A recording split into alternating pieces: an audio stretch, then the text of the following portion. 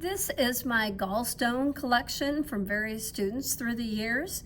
And so they asked the doctor if they could have them, and the doctor always says, I have to send it to the lab just to check to see if it's pathological, and then they usually give them back to you because they're a part of your body, right? So anyway, here's this first one. It's huge, like a big ball, and all your gallstones are going to be made out of the same thing. They're made out of dehydrated bile and cholesterol, okay? So here's the first one, very large, and almost is the shape of a gallbladder right there. Then the next person's gallstones, some large ones and then some more tiny ones, okay? Then the next one, also, some of these are a different color. Some of these are cracked open, you can see, because that's where they did their little biopsy of the tissue from the inside. And then the next one didn't have so many, and they're more gray color. And so some large ones and some little ones, but you can hear they're very hard, just like rocks. And then this one is really a pretty white color with a brown center. So it sort of reminds me of different candies that you can crack open right there. Those are all their gallstones. And then here's some smaller gallstones right here. And a lot of these can actually clog up your ducts, the cystic duct coming from the gallbladder, or it can clog up the common hepatic duct, or the common duoduct. And then here, this is almost like fine dust right here. Very small ones, but probably caused a lot of pain. And then the last ones are black color. And so those are still gallbladder stones right there, okay? All right, so then I only have a couple examples of kidney calculi, okay? So kidney calculi is the official name for kidney stones. So these right here, these are calcium carbonate based. They're very smooth, different sizes, very smooth, a tan and a white one. And so those actually came from the same person. And then this one is a gray one, and it's a combination of different types of calcium compounds. So this has calcium oxalate, calcium carbonate, and calcium phosphate in it. So those are the three most common things that most of your kidney stones are going to be made out of. It's calcium based, okay? We can also have kidney stones made out of uric acid.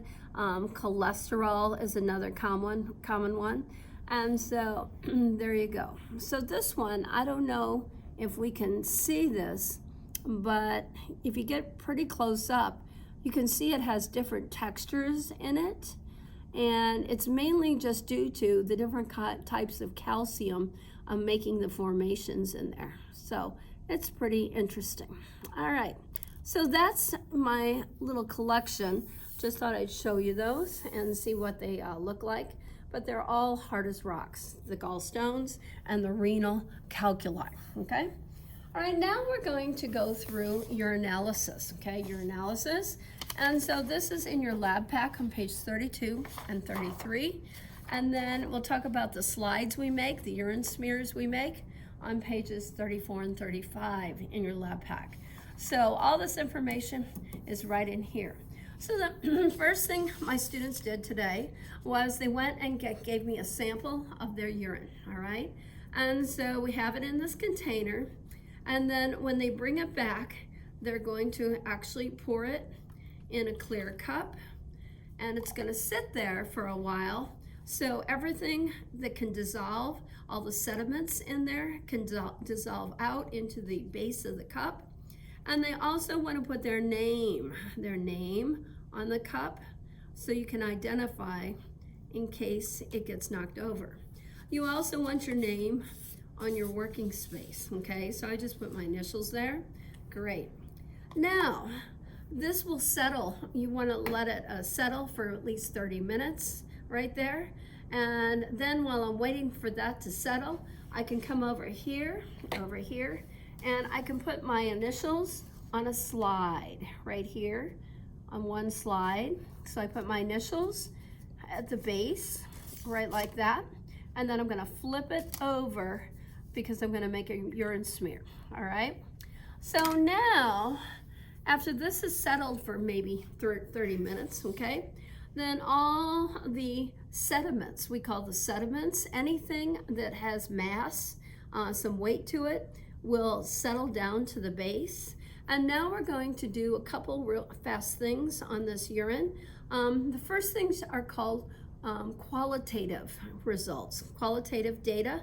And this is something that you get by just looking at the urine or smelling it, okay? There's no number involved in this.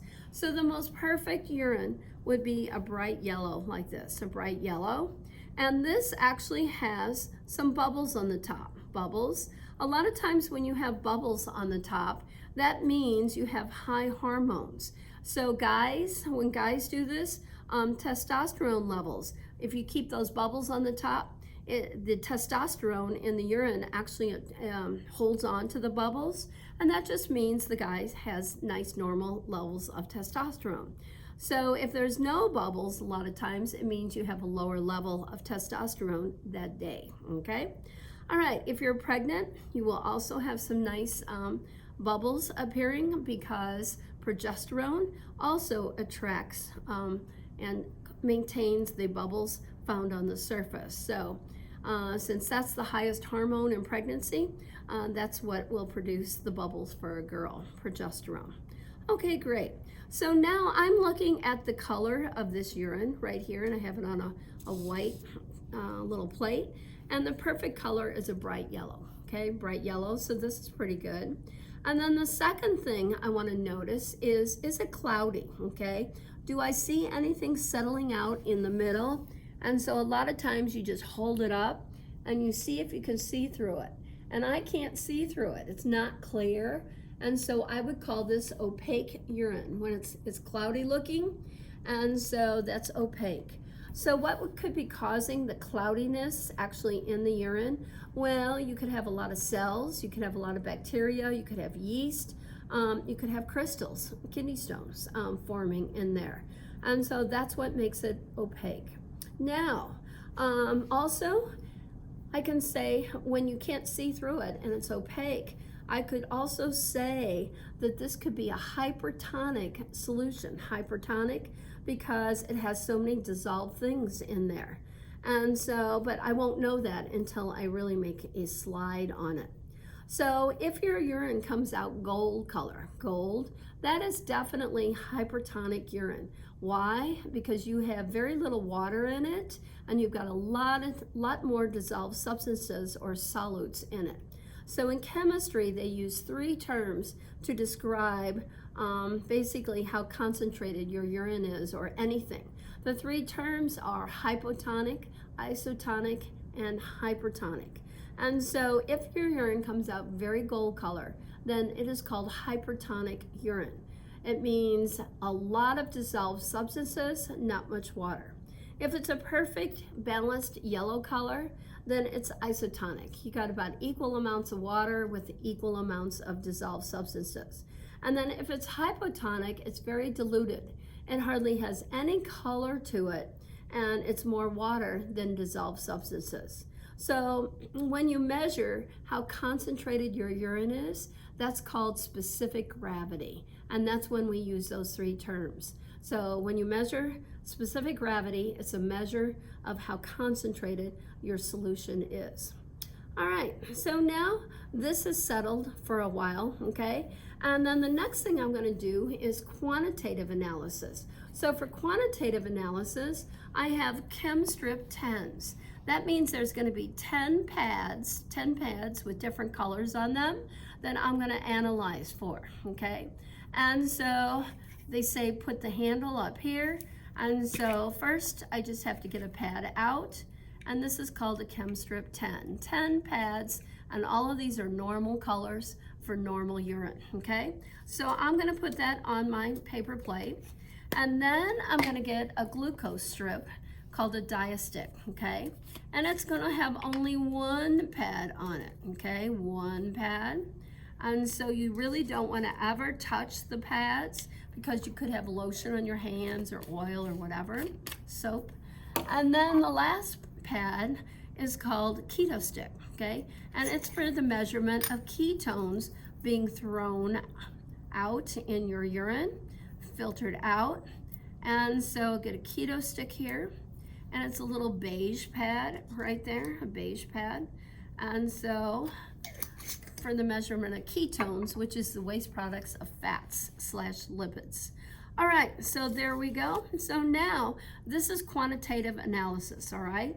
So then the next thing I'm gonna do is I'm gonna go down here in my urine, go all the way to the bottom after about 30 minutes, and I'm gonna suck up some urine, and now I'm gonna put a little drop on each pad, okay?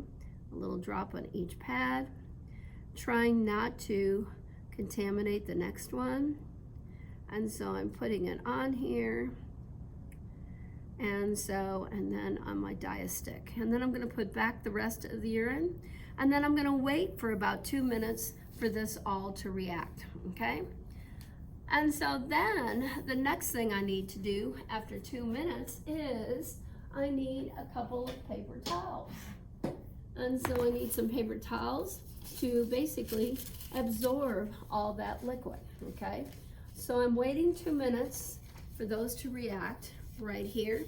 And while I'm waiting 2 minutes, I could start making my urine smear slide. And so for this, I'm going to go down to the bottom, grab some urine. I'm going to come over here on this slide, and right over my initials, I'm going to put about a dime's worth of urine, okay, right there, and put the rest back, all right? And then I'm going to make the smear. So what you do is you hold on with your fingernail to the edge of the slide. You use your other slide as a pusher, and you're gonna put a little pressure on it, make it nice and thin, and push it off 1 time, push it off 2 times, and then push it off 3 times, just like that. And then let it air dry, and then we'll add a stain to it later, okay? So I just set that down, no problem. The stain we're gonna eventually use is called SETI stain, because all the solid particles that basically go down to the bottom of the cup, all those that settle out, the particulate matter or whatever it is are called sediments, and so they call this stain for urinalysis only SETI stain. SETI means sediments, anything that will filter out. All right, so we'll use that here in a minute. But that has to dry, and so we're gonna go back to our 2 minutes here, and then we're going to just blot these dry real quick, and then we'll do the analysis. All right, the analysis of these right there. And so that's all done. All right, so now the next thing is we're gonna read these sticks. So the first one I'm gonna read is the keto stick. And so a lot of times people say, oh, if you work at a doctor's office or anywhere, any medical facility, they go, oh, you can just dip these sticks in. Yes, you could dip it because it only has 1 pad, so it's not gonna contaminate anything. But I always like to use a pipette to be a little more accurate. And so here is just a negative reaction. It matches. And if it turned purple, it would mean that I am really throwing off ketones and I'm probably losing weight on probably a keto diet or whatever. And so if you throw off a lot of ketones, you have to really watch that because it will rip your glomerulus and you can have internal bleeding in the kidney, and you could eventually, and not even know this, you could eventually lose a kidney. So gotta be careful on those keto diets, definitely, okay? So this is a negative read, okay, for ketones. All right, so basically the next one is a diastick, and it's for diabetics. And these two we can buy over the counter anywhere, okay? And so the diastick's right here. Again, you could have just dipped it, but I didn't. And so if it would have turned brown, that would have meant high blood glucose. And so then they would probably say, oops, you're a diabetic. They'd have to investigate whether you're a type 1 or 2, but basically there it would be. All right, now we're going to actually analyze the big stick right here. And so this is the ChemStrip 10 with 10 pads. And so you have to put the handle up here, right here. And then you're gonna read the values going across. And so all of these pads, if they read the same color going down this first line, Those are normal values, all right? So what we're gonna do is I'm just gonna sort of hold this up and match my colors. So the first line measures specific gravity going over. And specific gravity is a measure of how concentrated your urine is. So this one has a blue-green color to it. And so I would say it's about 1 over. There's the blue-green. And so it's slightly concentrated. That's all I can say, okay? The second pad is for pH, and it should be peachy color, okay? And so this one has changed to a green, and so it's a blue-green. So it's up close to between 7 and 8, I would say. It's a greenish blue, and so that would be a 7-8. And so you have to remember, the higher the pH of your urine, it's going to attract more bacteria from your rectum, and the number one bacteria it attracts is E. coli. That's what causes almost all of your UTI infections. Also, it can attract a lot of staph, right? So you always want your pH to stay at a 5 so that you don't attract a lot of bacteria. The next one is a reading for leukocytes, and mine is absolutely white, like the color on here. And so leukocytes is for any infection in the body. And so some of the white blood cells will squeeze out of your glomerulus, and basically it just says you could have a sinus infection, you could have any kind of infection. It doesn't mean that it's in the urinary system, right? And the next one is turned a little pink color. It's for nitrites. Nitrites are protein waste products, and so this did turn slightly pink, and so it has basically a trace, okay? So you don't want to have a lot of nitrates because those also will rip your glomerulus and cause kidney damage, right? The next one is protein, and it's sort of a yellow color.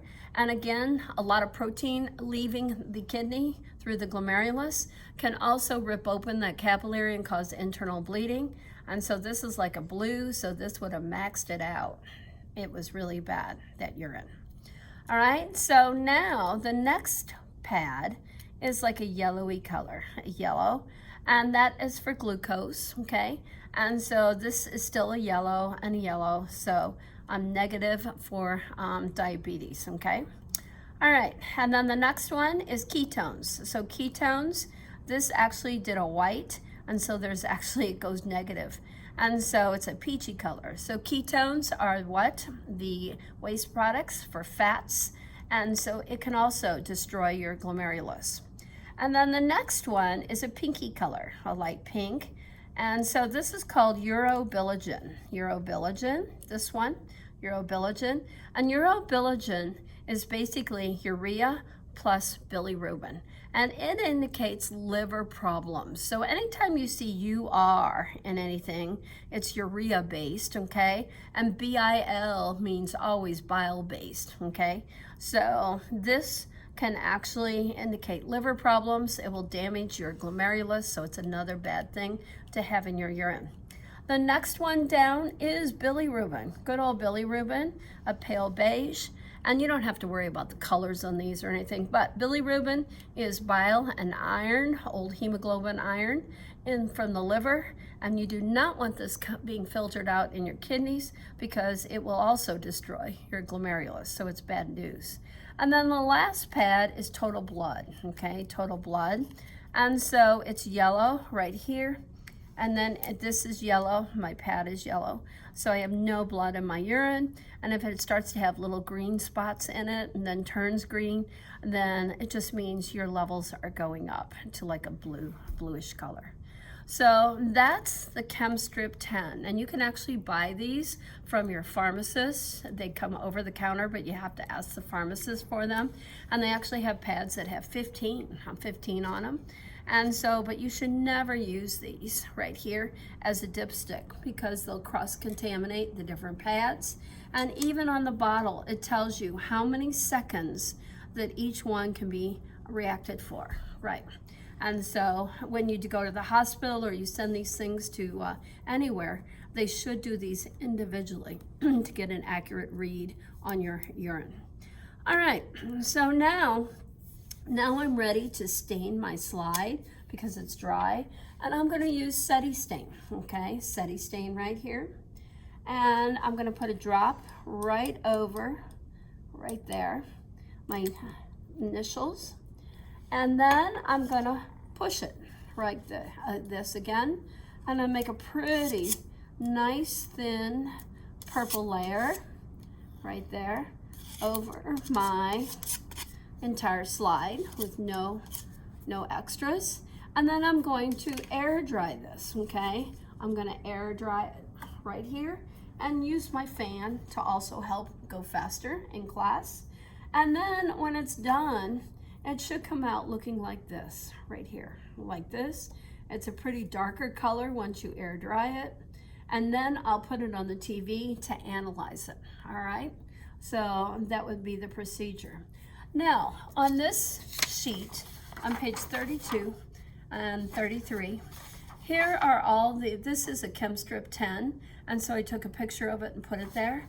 And then on the back, here's all the things we analyzed for. So we don't have to complete that or anything, but these are the categories on there. And so see if you can remember what I said about all those. And so anyway, there's that on 32 and 33. And then when I put this slide, and this is called a urine smear slide, urine smear. And so when I put this on the microscope, I'm going to be looking for certain things. And what am I looking for? On page 34, I'm looking for something called unorganized sediments, okay? Unorganized sediments are actually, right here, things that have never been alive, never. And so they're crystals, okay? And so here's some examples of kidney stones right here. Renal calculi is the term for kidney stones. And so 3 of these are calcium-based. One of these is ammonia-based, actually, right here, made out of ammonia. That's the same stuff you clean with. And then we have cholesterol crystals that look like Lego pieces right here. And so, and then the rest of them, uric acid ones are number 1. They look like nice triangles. And then the rest are going to be, these 3 are going to be calcium based right there. So calcium oxalate, calcium carbonate, and calcium phosphate, it would be here. Okay, so anyway, I just thought I'd show you that. And so then when I'm on TV, I can definitely see these crystals. They generally stain white, and they're very obvious to see. What else will be on this slide? Well, the opposite of unorganized is organized. Organized sediments. And so organized sediments, they could be cells, live cells that just came off. And so we have like a transitional, we have stratified squamous, we have blood cells that can be in your urine that I can see on the slide. And then we have some dead cells that clump together. And what do we call dead cells that clump together? A cast, C-A-S-T, means clumped dead cells, okay? And so those we can also see. We can also see yeast, we can also see some bacteria, but you can't really identify the bacteria because this stain doesn't do ID for bacteria, right? And we don't do clean catches in class so that we can have some of that as a background to see our cells and see our crystals right there. So anyway, that's a quick summary of urinalysis.